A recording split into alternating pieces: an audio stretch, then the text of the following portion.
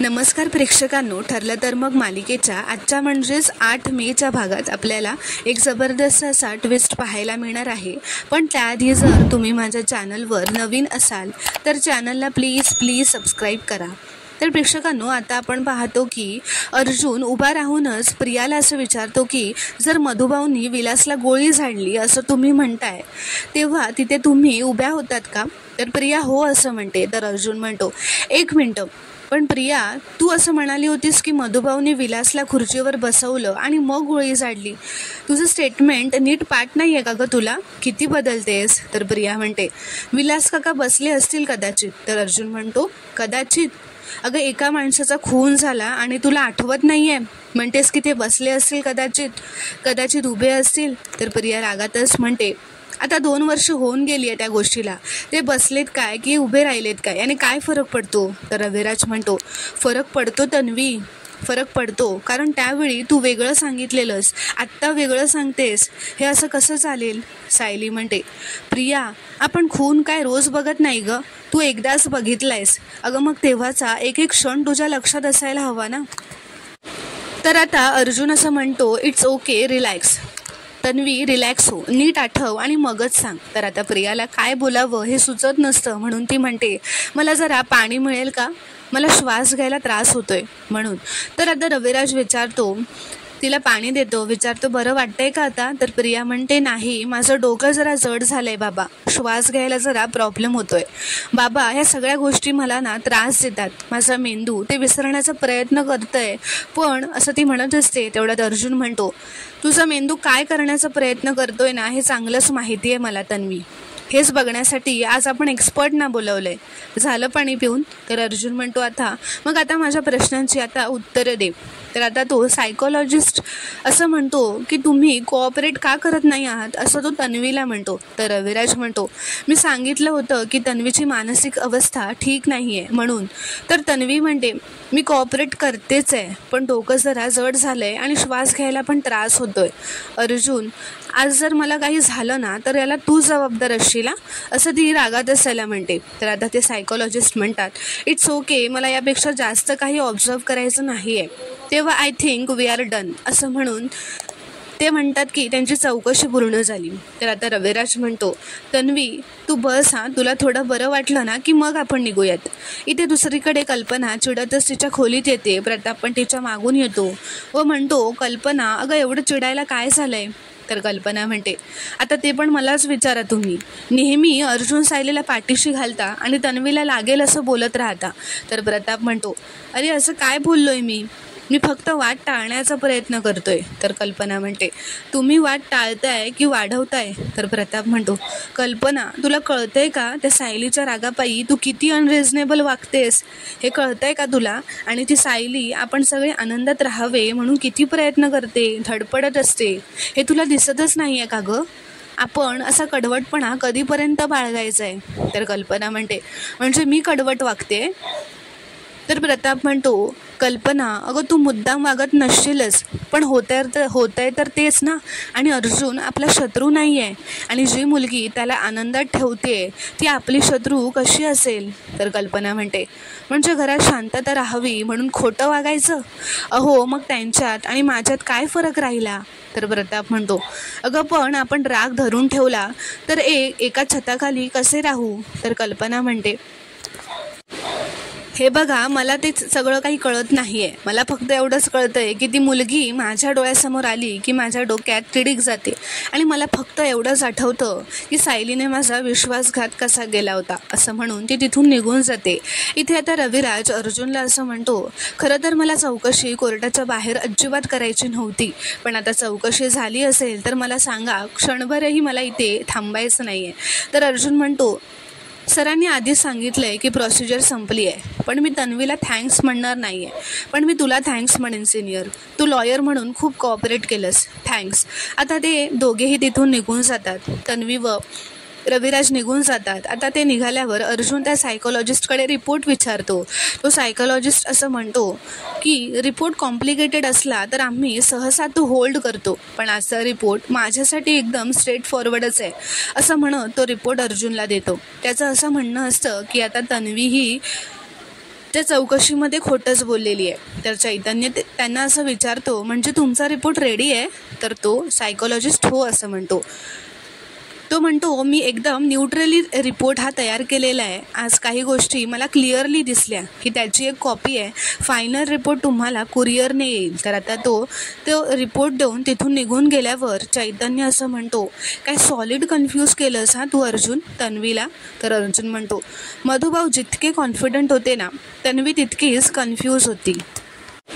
आणि जे तिने बघितलं असं ती म्हणते, असं तिने काहीच बघितलेलं नाही आहे. तिने फक्त स्टोरी क्रिएट केली आहे. तर आता सायली अर्जुनला तो रिपोर्ट बघायला सांगते. अर्जुन तो रिपोर्ट मोठ्याने वाचतो. चैतन्याला तो रिपोर्ट समजतो. तो खूपच खुश होतो व म्हणतो, क्या बात आहे. तर सायलीला आता ते कळलेलं नसतं. सायली म्हणते, मला काहीच कळलं नाही. तर चैतन्य म्हणतो, मी समजवण्याचा प्रयत्न करतो. हा रिपोर्ट असं म्हणतोय की तन्वीमध्ये अपराध भावना आहे. ती तिचे स्टेटमेंट खोडून काढते आणि तिच्या भावनांवर ताबा नाही आहे आणि त्यामुळे बौद्धिक विसंगती जाणवते. आणि ही लक्षणं फक्त अशाच माणसांमध्ये असतात जो माणूस सत्य लपवण्याचा प्रयत्न करतो. तर सायली हे ऐकून खूपच खुश होते. तर सायली असं म्हणते, अहो काय सांगताय चैतन्य भाऊजी, यात हे लिहिलं आहे? म्हणजे यात तर जवळजवळ हेच लिहिलं आहे की प्रिया खोटं बोलते. अर्जुन म्हणतो, आपल्याकडे जे रिपोर्ट्स आहेत ना, आपल्याकडे जे पुरावे आहेत त्यांना हा रिपोर्ट त्यासाठी सर्वात मोठा सपोर्ट ठरणार आहे. कारण सगळ्या गोष्टी आता आपल्या मनासारख्या होणार आहेत. तर आता इथे दुसरीकडे महिपत दामिनीकडे आलेला असतो व म्हणतो, हे बघा देशमुखबाई, अर्जुनने उद्याच्या उद्या कोर्टात हजर राहा म्हणून नोटीस पाठवली आहे. तर दामिनी म्हणते, ते कळलंय मला.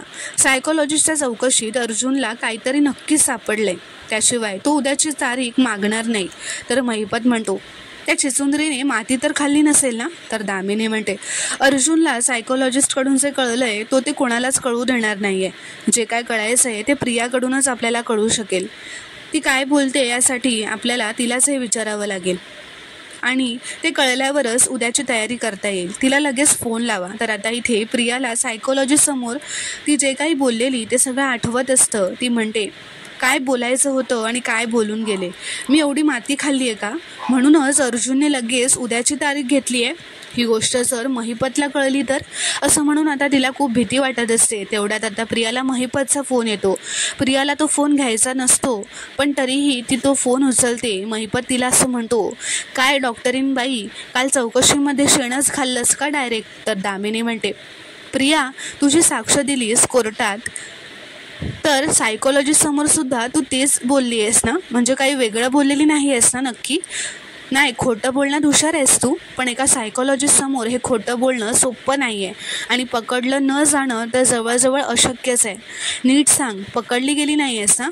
तर प्रिया घाबरतच म्हणते, नाही अजिबात नाही. तर महिपत म्हणतो, मग त्या सुभेदारनं लगेच उद्याच कोर्टात हजर राहा असं कसं सांगितलं? तर प्रिया म्हणते, अहो आता मला काय माहिती, मी तर सगळी उत्तरं व्यवस्थित दिली आहेत. तो सायकोलॉजिस्ट माझ्याकडे कसला हुकून बघत होता, पण मी धीर सोडला नाही. तर महिपत म्हणतो, बरं, पण ही जर का थाप निघाली तर माझ्या बंदुकीच्या पहिल्या गोळीवर तुझं नाव असेल. तर प्रिया असं म्हणते, मी खरं बोलते हो. प्रियाने उद्याचीच तारीख घेतली आहे याचा राग तुम्ही अर्जुनने उद्याचीच तारीख घेतली आहे याचा राग तुम्ही माझ्यावर का काढताय, असं प्रिया महिपतला म्हणते. तर दामिनी म्हणते, तुम्ही दोघं जरा शांत व्हा, भांडत बसू नका. आणि काही झालं ना तरी आपल्याला उद्या कोर्टात अपियर व्हावंच लागणार आहे. उद्या कोर्टात काय करायचं त्यावर फोकस करा. महिपत म्हणतो, चिचुंद्रे चल ठेव फोन. तर आता महिपत दामिनीला म्हणतो, तुम्ही मला तिला काही बोलू का देत नाही, नेहमी शांत का राहायला सांगता?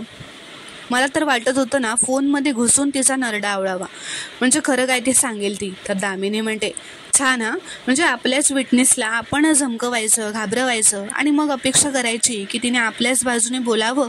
तर महिपत म्हणतो, मग कोणाच्या बाजूने बोलणार आहे? त्या थेरड्याच्या का? माझ्या विरोधात जाण्याची हिंमत तरी आहे का तिची? तर दामिनी म्हणते, तरीही तिच्याशी जपूनच वागायचं शिक रे. उद्या कोर्टात घाबरून काहीतरी वेगळं बोलली तर किती महागात पडेल आपल्याला माहिती आहे का? उद्या कोर्टात अर्जुन आपल्याला काहीतरी मोठा धक्का देणार आहे एवढं तर नक्कीच आहे. तर आता इथे दुसरीकडे रात्री सायली व अर्जुन खोलीत असतात.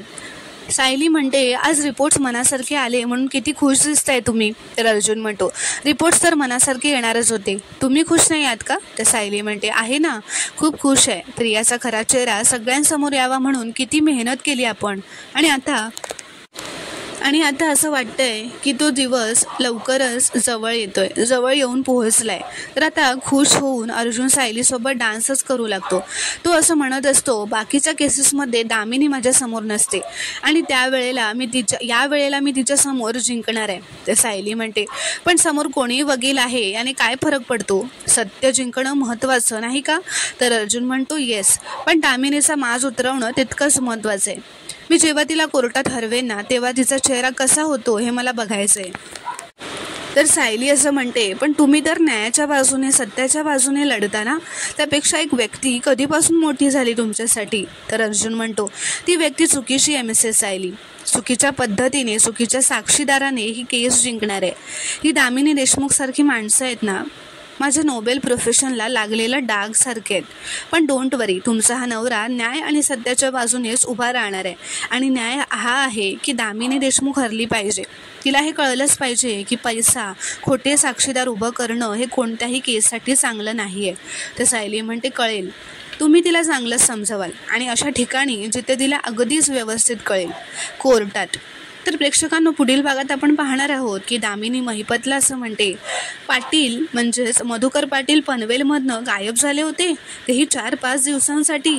मग पोलीस स्टेशनमध्ये जाऊन हजेरी कशी लावली त्यांनी. तर महिपत म्हणतो, नसेलच केली त्यांनी पोलीस स्टेशनमध्ये जाऊन सही. तर दामिनी म्हणते, आपण अर्जुनसोबत ना एक डील करायचं. मधुभाऊनी हजेरी मिस केली आहे हे माहीत असून सुद्धा मी त्यांची बेल कॅन्सल करायला लावणार नाही. त्या बदल्यात त्यांनी आपल्याला प्रियाचा सायकोलॉजिस्टचा रिपोर्ट द्यायचा, अशी डील मी त्यांच्यासमोर मांडते. तर आता दामिनी अर्जुनला फोन करते व म्हणते, डिनरसाठी इन्व्हाइट करायला फोन केलाय, कोर्टातलं सगळं तिथेच विसरून ये, आणि हो प्लीज तुझ्या बायकोला सुद्धा घेऊन ये सोबत. येशील ना, असं ती विचारते. तर प्रेक्षकांनो, पुढील भागात आता काय घडणार, सायली व अर्जुन दामिनीने बोलवल्याप्रमाणे तिच्या घरी डिनरसाठी जाणार का, हे पाहणं खूपच रोमांचक ठरणार आहे. व्हिडिओ पूर्ण बघितल्याबद्दल धन्यवाद. व्हिडिओ आवडल्यास कॉमेंटमध्ये नक्की कळवा व चॅनलला प्लीज सबस्क्राईब करा.